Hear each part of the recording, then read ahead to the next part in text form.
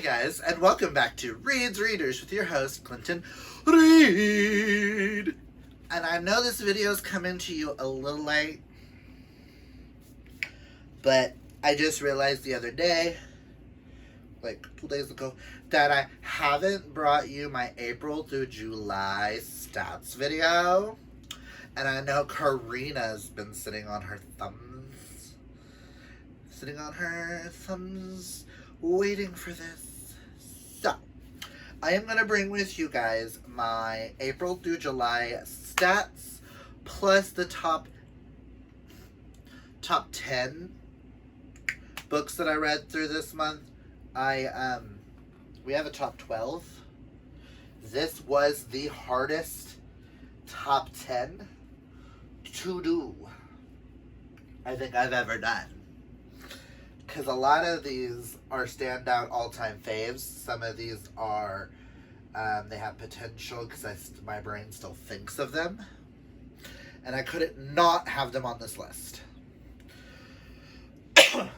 And April through July, I read 61 books, so this is not bad. I mean, December through March, I read 66, so we're still, like, keeping on that projection.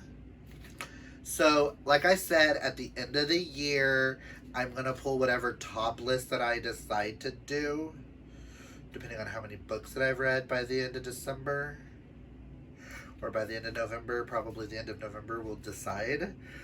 I may just take every list and then make one gigantic list and do like 32 books or 30 books, and we'll go from there. Oh, we'll see. Okay, so I wish I had pie charts and stuff like that, but you know, this is me. We're low tech here. So of those 61 books, I only had 1 2-star, 2 3-stars, 10 4-stars, 4 4.5 stars, and 44 5-stars. Which is a lot, but I've been choosing some really good books, and if I rate based off of enjoyment, so it doesn't surprise me that 3 stars and below are so less, because I tend to DNF a lot of books. So, of those 61 books, 9 were rereads. 40 of them had queer representation as the main plot. 37 had romance as a main plot. And I read 20,252 pages. And then I know one month I did an audiobook that does not have pages, so plus an hour and 38 minutes. Do you believe that was the 3-star that month? But yeah. So let's just get into this top 12. Which, go figure, majority are queer. I think 1, 2, 3, 4 of these 12 are not. But this is also the list that has the number 1 books of this one is my number 1 book of the year so far. That may change, that may not. Who knows? But it beat Brother Song, so by TJ Klune, so that's saying something. And at the end of the year, placements may switch because of other books that I'm going to pile it with, and you know what I mean? So this is not like a set in stone that I like this one the least amount and this one the best amount type thing. Does that make sense? Just get into this 4-month top 12. And there was 2 books here. These last 2, I just couldn't not do a list without them. Because my brain kept thinking of these 2 specifically, so it's like every time I felt like taking them off the list, it felt wrong. There was one book that should be on this list that didn't, and that was Like a Love Story by Abdi Nazim. Because I still think about that one, but not as strongly as them, and I didn't want a top 12. Or top 13. Does that make sense? So, honorary. But in 12th spot, we have The Civil War of Amos Abernathy by Michael Lealy. This is about a boy whose entire life he works at he's a volunteer at the Chicory County Living Historical Park, where they reenact historical moments during like Civil War. And this is about a boy named Amos as he starts to learn more because he's queer and wants to do research about queer history at that time. And he discovers Albert D.J. Cashier, who was a Union soldier who may have identified as a trans man. And it's all about his journey of writing letters to him and self-discovery. And I think this is one of the greatest middle grade books I have ever read, and I feel like more people need to read it. So, yeah. Next, we have in 11th place, And Then There Were None by Agatha Christie. I knew nothing about this going in except for,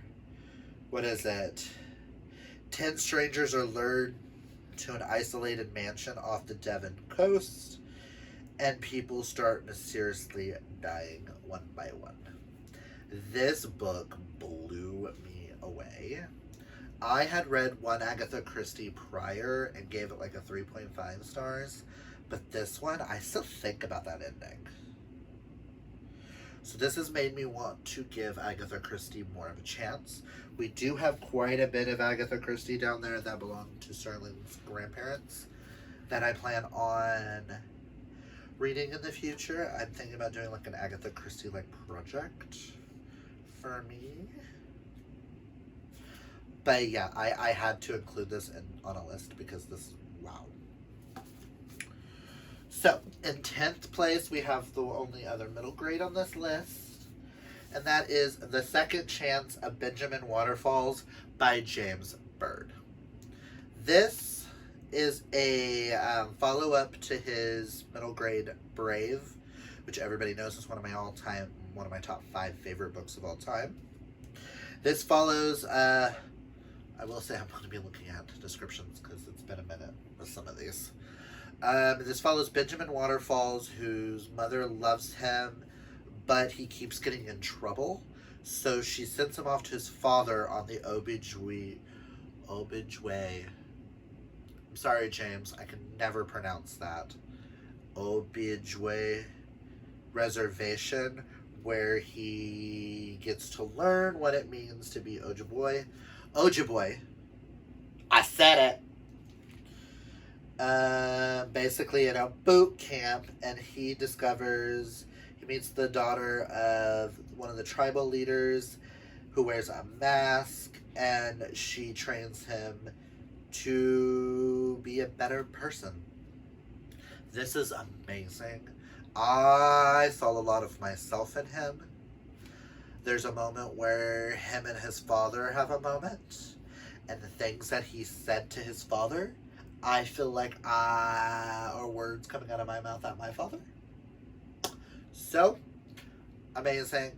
Y'all know how I feel about James Bird. I couldn't do this list without him present.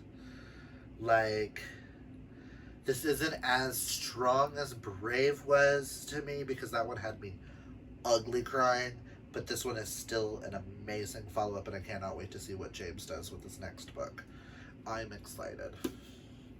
And I do need to get a couple of different collections that he has put a short story in for. In 9th place, we have Beach Read by Emily Henry. This is about 2 authors who swap genres because they're both in a rut, and what happens when they teach each other how to write. One writes happily ever after romances, and the other one writes literary fiction. So this was so cute. Augustus and January are so adorable.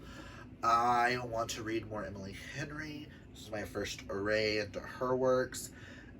I don't know why it's taken me so long. I will be picking up the other two soon. I have the audiobooks available to both, so I may be listening to them sooner if I'm in the mood for a fluffy romance. But I love this. Everything. Chef's kiss. In number 8 spot is kind of a controversial pick. Most people hate this book. This is the only one I've read by this author, which is still making it where I kind of want to read more from this author, kind of don't, because of controversies and stuff like that. But this book was written so well that I kind of want to give her a second chance at least. So I do have 2 books of hers on a list that I need to either get the audiobooks. I might get the audiobooks for, so I'm not purchasing with my own money, because you never know, this could be a fluke, who knows. But that is Verity by Colleen Hoover. This book blew me away. That ending. If you know, you know. All I'm going to say is team manuscript, not team letter. This follows Lowen, who is hired by Jeremy to finish writing his wife's series. Verity's most famous series has like 3 books to finish in it, and is hired to complete them after she goes into has a car accident and can't do anything herself. That's where I'm going to leave you.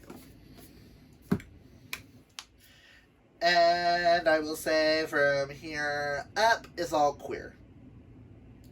In 7th place, we have She's Too Pretty to Burn by Wendy Hurd.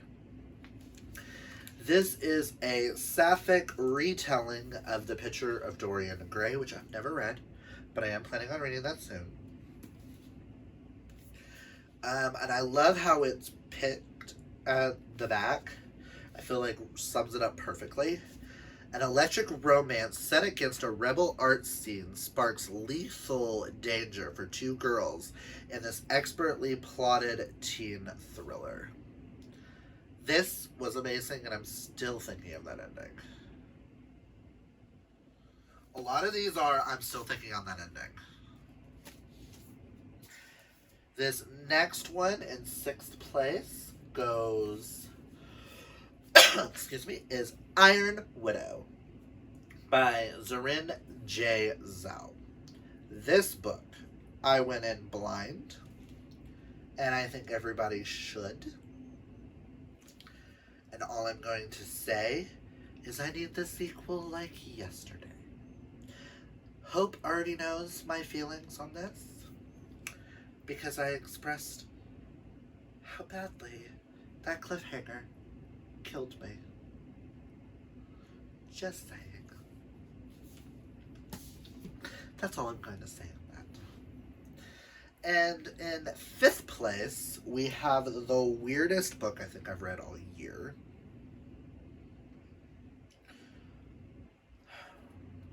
Okay, maybe not the weirdest, but it's really weird. Because we have another book on this list that, when we get there, when you know, you know. But that is Summer Sons by Lee Mandello. This follows Andrew, whose best friend Eddie dies mysteriously. So he decides to start his graduate program at the Vanderbilts.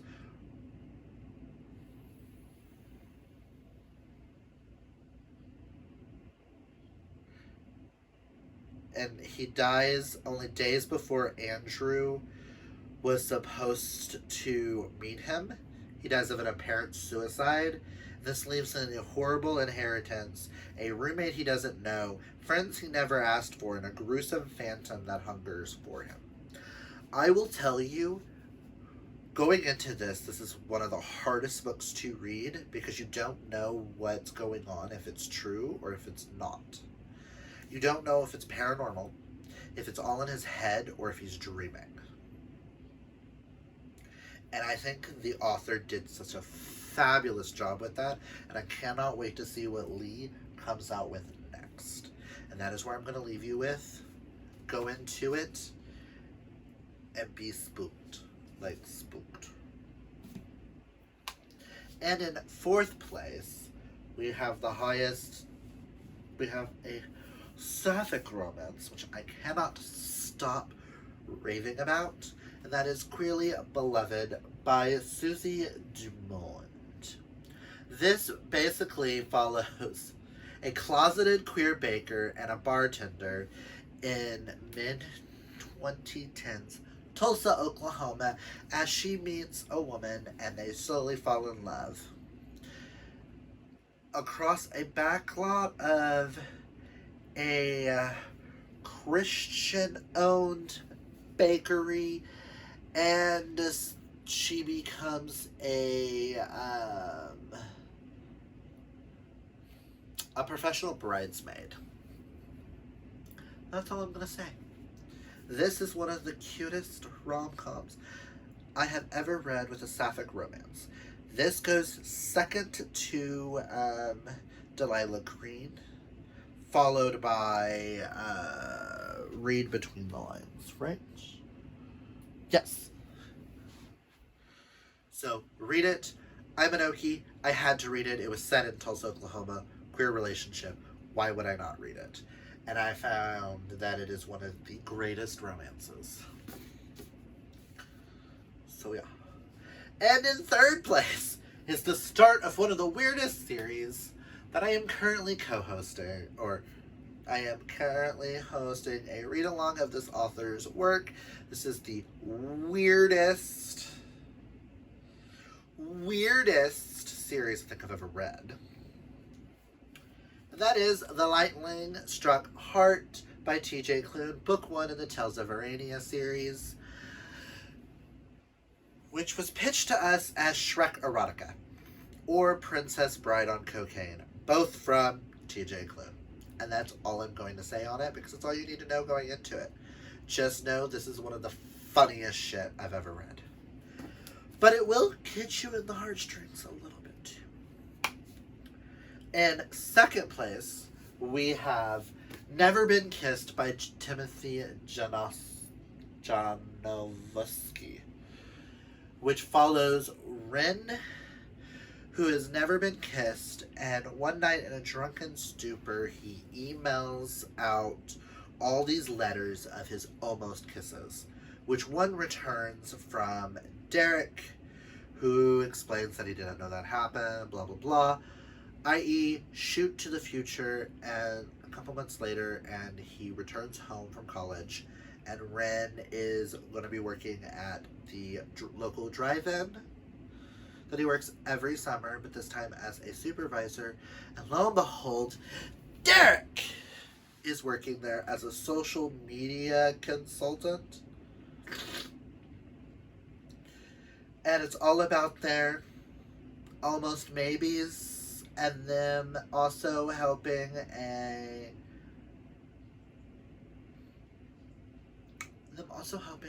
lady out. That's all I'm going to say. But this is one of the cutest rom-coms ever. It is one of my all-time favorite rom-coms. And drumroll, please! Can you guess what my number one book of April through June is? Or April through July? And what my favorite book of all year is? And I can't tell you why this is my favorite book and why it beats Brother Song. It just feels right. And that is Book Boyfriend by Chris Ripper. This follows Preston P.K. Harrington III, who is a writer who's not a cliche, and he's secretly in love with his best friend Art, who he accidentally writes an entire novel confessing his feelings for Art, which gets published underneath a pseudonym, and becomes Art's all-time favorite book. And the shenanigans that follow.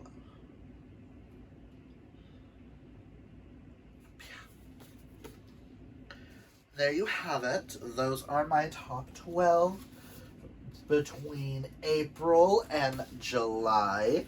Comment down below and let me know if you've read any of these, what your thoughts were. Did I convince you to read any of these? Are there any on here that you've never heard of before I started talking about them? Yeah. That's all I've got for you guys today for my stats for April through July brain. So if you like this video, hit that thumbs up. And if you're new, might as well hit that subscribe. And until next time, kids, always be fabulously yourself. Oh boy!